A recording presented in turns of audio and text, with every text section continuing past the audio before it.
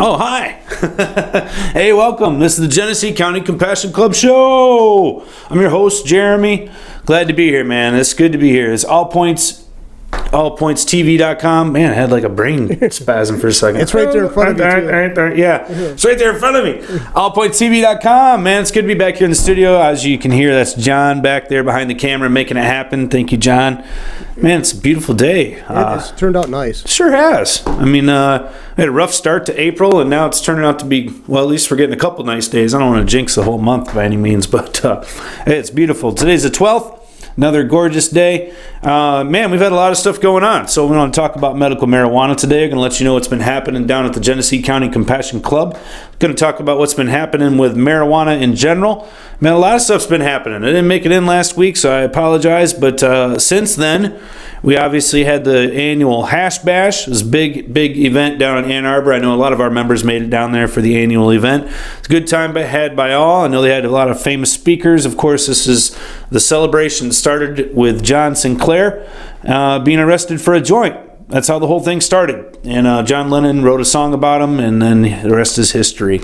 But big event, and you know, it's pretty awesome that happens right here in Michigan. It doesn't happen anywhere else. It happens right here in Michigan, and it's been going on for like 40 plus years. Yeah, so John Sinclair's been to several of your gatherings too, hasn't he? Yeah, sure has. John Sinclair's a member. I think most of our members are aware of that. But yeah, I mean, we're proud to have him as a member. The guy's a freaking icon. All right. Man, we got lots of good stuff going on. We got next week, without further ado, the 420 party. Can't miss that. You guys want to get your tickets in advance if you can. Save yourself some money. Make sure you're there. It's going to be a fantastic time. Obviously, it's a Thursday, so we'll be open all day long. And, you know, we're going to have lots of events. Check these out. We got the twist-off contest, as always. We got door prizes. We got the hot dog man coming out. Going to be feeding everybody real well. I know we're also going to be having all kinds of other food as well, so we're going to make sure you're fed very well. Got a pie eating contest to top that off. We're also going to have the photo booth, name that strain contest, and a couple other games as well. But the best part about it is just being there. You know what I'm saying? Being there. And if I can get that to stand back up again. Get it in the right slot. Okay, there we go. That's going to be lots of fun. So mark your calendars, all right? The 20th, right after the 420 party, the Saturday after, we're going to be doing our Adopt a Highway. So that is the 22nd. Please mark your calendars for that. Show up at the club. And then at 10 a.m., we're going to roll on out to M13 and get that sucker clean. It'll be the first one of the year. So there'll be extra work to do, so we need extra hands. I'm really asking for your help. If you could be there, it only takes a few hours. Then we come back. Those who do go and clean, we will feed you.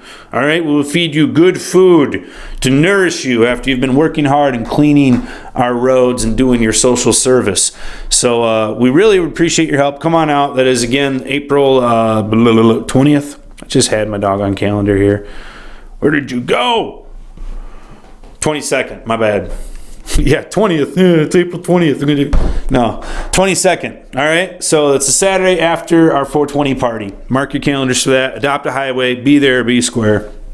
And after that, we have also, without further ado, without wanting to miss out on this as well, as the Soup Kitchen, and that is 28th, last Friday of the month, and we'll be doing it up down at the North End Soup Kitchen, and we need your help for that as well. So that's what we've got going on for April. That's a heck of a lot, if you ask me. Also, you know, like I said before, we're moving, and it's coming up soon. All right, so keep your ears tuned. As soon as I can give you more details, I will. I promise. All right. All right. I'm going to talk about a lot of stuff today. Got some news items. Got some interesting things happening. You know, Michigan's a hotbed. Always is, man. It's just like, you know, you're constantly getting blasted with stuff today. Blasted with crap on the news. I just get so tired of listening to it. But, you know, thankfully today I've got some good news. All right. So I'm going to share some good news with you guys today. Get you guys positive. Okay. But before I do, I have some cooler news I want to share with you. And what I mean is that this book is sweet. Why is it sweet? Because it's written by one of us, a patient, a regular guy who is inspired by his experience with medical marijuana here in Michigan. And in fact, the G3C is mentioned in this book as a part of his journey. And it's about his journey and dealing with sobriety. You know, how marijuana helped him get to that and how you could do the same. So check this book out. You can pick it up at the club. It's very inexpensive, and I believe some of the proceeds go to charity as well. So, I mean, how cool is it to have... It's got a green cover, so it's showing up as part of the Envy with Green. It's probably showing up all pixelated right now on the screen there, but Envy with Green. We've got these books down at the club. Like I said, it's written by one of us, for us. It's like the FUBU of books. So check it out. I mean, this is good stuff here. And how cool is it that you get to read about something that, like, is your life, basically, right? Club members, you know what I'm talking about? This is you right here in a nutshell. So pick up that book, check it out. And thank you very much, Mr. Mike Shepard, for giving me a copy and for also signing one to me as well. I got to show this on the show because I think it's cool. Says, thanks for giving people like me a place to go. Love the podcast, Mike Shepard. So thank you, Mike. I appreciate it. Great book. All right, let's get into the news. I want to talk about some news. Man, our neighbors to the north, what is up? Talking about Canada, okay?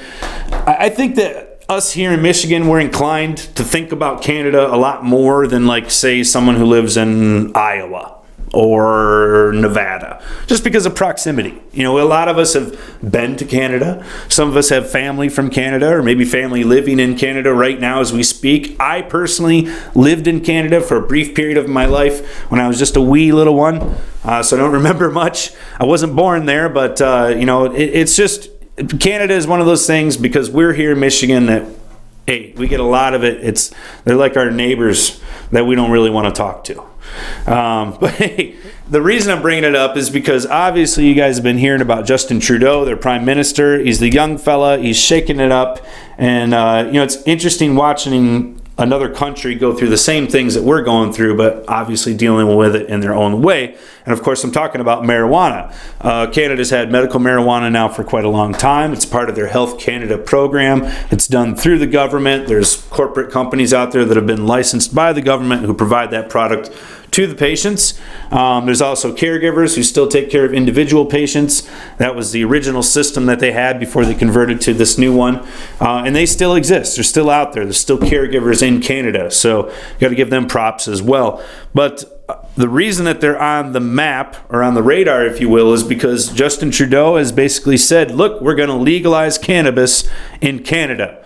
So this would be like the first, you know, majorly, you know, developed nation. And I mean, Uruguay did this about 4 years ago.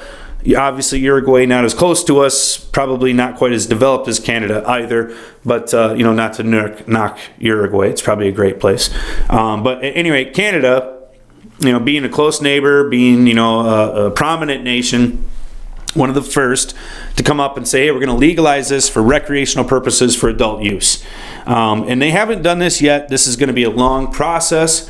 Basically, the Prime Minister, Justin Trudeau, came out and said, look, this is going to happen. It's something I promised in my campaign. We're going to work on this. We're going to send it through the Parliament, through their House, you know, basically through their government. I'm not real technical on what, you know, how Canada works, obviously. But at any rate, they're going to get it done. There's an interesting article on WashingtonPost.com. It's talking about how it's an insult to Canada, Justin Trudeau's plan to legalize pot. I'm not exactly sure why they said that, but, you know, I think it's kind of premature to be calling out, you know, what this is or isn't, since they just basically, all they said was, we're going to start to plan to legalize marijuana. They have a date set for April 20th, go figure, as when they're going to start looking at doing this, but it's got a long ways to go. And I thought it was worth mentioning because, you know, hey, basically that would be the same thing as if Donald Trump came out and said, look, we're going to legalize marijuana. You know, it obviously doesn't happen the next day, and it's got a long process to become law. Just like, you know, America, Canada, the Prime Minister doesn't just get to go do whatever he wants. It's got to go through the process, and it's gonna. So that's kind of cool. Hopefully it will. We'll keep eyes on it to see how this is happening. I think, you know, they're basically saying, look, you know, there's going to be some basic rules to this. Obviously, we don't want to have driving, you know, be an issue for people. We don't want to have it getting into the hands of minors. It's not an anything goes kind of policy. It's going to be restricted and it's going to be governed. But the one thing that Trudeau has said quite, you know, prominently is basically, he said, look, any proceeds from the legalization of this is going to go back to helping people with drug addiction and other types of drug treatment programs. So he's not looking to take the money and then just add it to the general fund. He's looking to specifically dedicate it to a problem that already exists. And I think that's pretty wise. I think that's a pretty smart thing to do. And, I think Canada's got a good thing going on in this particular instance. Another thing I wanted to mention about Canada, since we're talking about our neighbors to the north, I've had a lot of people ask me, hey, Jeremy, do people in Canada who have medical marijuana, is it paid for by their insurance? Being that, all Canadians get their insurance. Well, it's kind of interesting when you talk about Canadian insurance, and I was checking this out. This is from hightimes.com. You can check it out yourself. But I guess not all Canadians necessarily have the government's insurance. Some of them also have private insurance policies. And the coverage basically is decided by the provider. So no, not all people have their medical marijuana covered for them by insurance in Canada. Some do, however. There's a few companies out there that do offer coverage. They're not leaping out to give their names out. But there's also been a few companies that have stepped up and said, look, we're going to make sure that this is provided in our plan for our employees, that they will be covered for this as well when we purchase our health plans for our employees. So some pretty proactive thinking there. There's a one company in particular I wanted to mention. Thought it was kind of interesting. It's if I could pull this up here. Supermarkets, I believe, is what this is. Loblaw companies, they operate supermarket and drugstore chains that employ over 200,000 people. So this is a pretty big company. And their company executive, Galen Weston, says he'd like his stores to carry marijuana. So he's obviously pro-marijuana, this executive fella, but that he also wants his employee benefit plans to include marijuana coverage for medical purposes. So I think that's pretty neat. I think that's forward thinking, and I'd like to see more of that here in the U.S. I think there are companies that would be willing to offer coverage. You have to understand insurance companies are in the game to make money, just like a lot of people, just like most people. And so if there's a way that they can provide coverage and still come out on top, they certainly will. They just need to have the legal ability to do so, and that's what we need to have happen here in the U.S. Right now, is there any companies that, insurance companies in the United States that, that offer it as a health care? I am not aware of any, John. That doesn't mean that they don't exist. And that's the neat thing about insurance companies is that oftentimes they will create policies for instances, and they will oftentimes go out of the box. And again, it's about numbers. If they feel that they can make money on it and they got an actuary in the back somewhere who can, calculate it all up for them and tell them, yeah, look, there's a probability here is good and you make them pay this much and we'll get this much. Yeah, insurance companies will do it all day long. So is that something you can go run out to your Allstate agent and ask for? Probably not. But at any rate, I don't want to say that they don't exist. I know there's quite a few different insurance companies that have been getting into the business of insuring the marijuana business. So they've been looking at insuring people's equipment, and in some cases even going so far as to provide crop insurance, which is pretty similar, in fact, to what they already do for the multi-billion-dollar farming agricultural industry. I mean, every agricultural farmer out there has crop insurance. It's like, mandatory. And so this isn't anything new to insurance companies. They just have a new set of figures to go by. So that's itself though has been a problem, because I remember when I first started associating with the studio here with a Compassion Club, that wasn't most of the insurance companies wouldn't ignore that. They ignore that whole part of the market. Yeah, so there's still few and far between and sparsely spread out, but as the marijuana business continues to grow, you're seeing more and more of these policies or providers step up and say, hey, look, we've got a product out there, and for those of you that are looking to get insurance, we're looking to provide that coverage. It's interesting, something to look into, and you have to consider that here in Michigan we're in our own little bubble. But if you go outside of Michigan to some of these other states, especially like Colorado, the other states that provide marijuana on a recreational basis, this is big business. So you can bet that these investors that have gone into these multi-level basic companies that are providing cannabis, they've got multi-million-dollar investments, and you can bet that they're looking to have some type of backup, some type of coverage for their initial investment. So, I mean, these things are just a natural form of the free market, and I think that we should encourage that, continue to let it operate. But anyway, I'm going on a tangent there. Let's back up. Let's get back into the news here. Next state, next story. All right. Illinois, another neighbor close by. Illinois looks like they are going to be interested in getting into the recreational market themselves. This is from WGNTV.com, Chicago's news. It says here, State Senator Heather Steens and Representative Kelly Cassidy, both Chicago Democrats, were joined by members of the Coalition for a Safer Illinois this morning at the Thompson Center in the Loop, wherever that's at. They gave reporters details on the General Assembly's first hearing on Senate Bill 316 and House Bill 2353.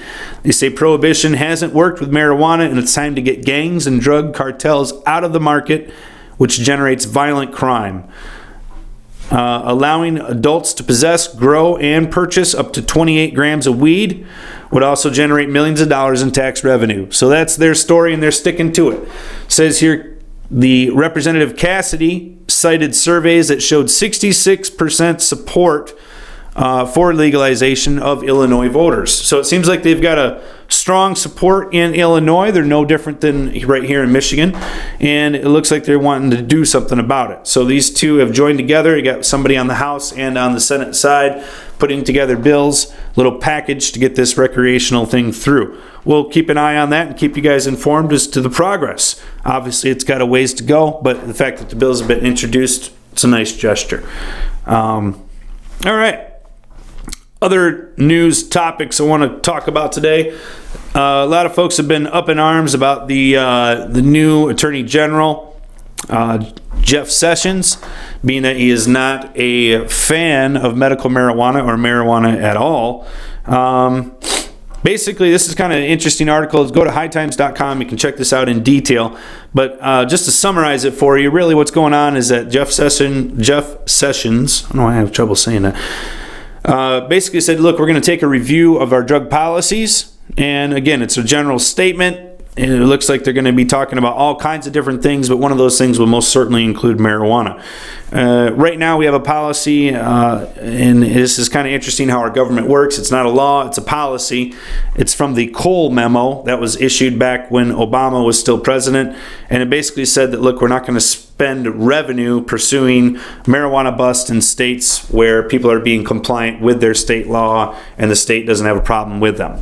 So, pretty general memo, and we've talked about that at length in the program in the past. But basically, this is control of resources to make sure that they are allocated in areas where they're going to be most useful. Certainly not trying to go against what people have voted for in their own states. They're going to be reviewing that. What that means, I don't know. We have yet to see. I guess here's the point of why I'm talking about it on the program. There is a bill that has been proposed. And it is something that you can ask your state senator or state representative, talking about the ones at the federal level here, like, give me a name, John. Give me some names here. Stabenow, our other one, Kildee. Peters, yeah. Okay. Yeah. So these are the federal guys, all right, not the state legislators. But at any rate, you could contact them. You could support this bill. The bill that I'm talking about basically says, look, we want the federal government to respect the state laws when they are in regards to their medical marijuana programs or recreational marijuana programs, either way. It is called the Respect State Marijuana Laws Act, very simply put.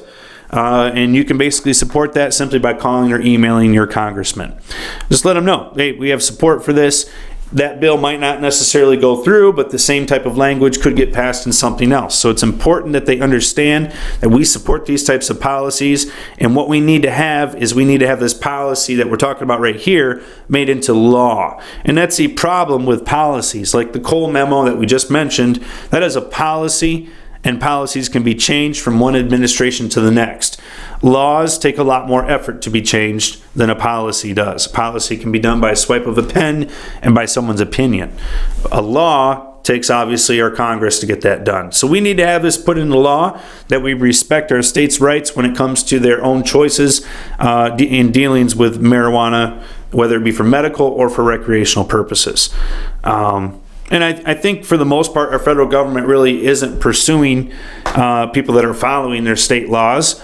I think it's important that we understand our state laws and that we do follow them. I mean, that's very simple. If we do that, I think for the most part, we are safe as patients and caregivers.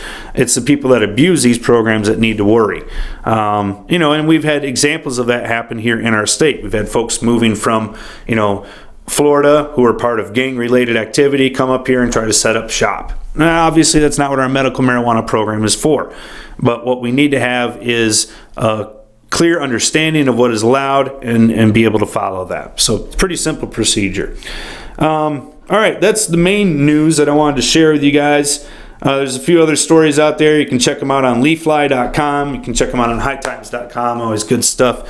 But those are the big ones. And, here in Michigan, we're not having a whole lot of activity going on. We have to keep our eyes peeled as the new commissions form down at the LARA department. They're currently right now still taking feedback from the, as they call them, stakeholders, and as to what they'd like to see with a new program. We have townships and communities across the state that are already looking at proposed zoning ordinances and how they might work with the new laws and programs. There's an example of Lansing, which is right now still currently reviewing, I think probably for the 7th or 8th time, their zoning ordinances in regards to medical marijuana. So this is a developing situation in Michigan, one that we're going to keep our eyes closely on, and as new things come to light, we'll definitely be sharing them with you here in the podcast, so stay tuned. All right. In the meantime, get ready for the 420 party. Get your tickets. Hope to see you guys there. It's going to be next week. It's coming up fast. And hope to see you at the Adopt a Highway and at the Soup Kitchen. So thanks for joining me here on the podcast, right here on the program, the Genesee County Compassion Club Show. Make sure you check out all the other cool podcasts at allpointstv.com. And John, thanks for making it happen here in the studios. Guys, have a great week. Enjoy the weather. We'll see you here next week.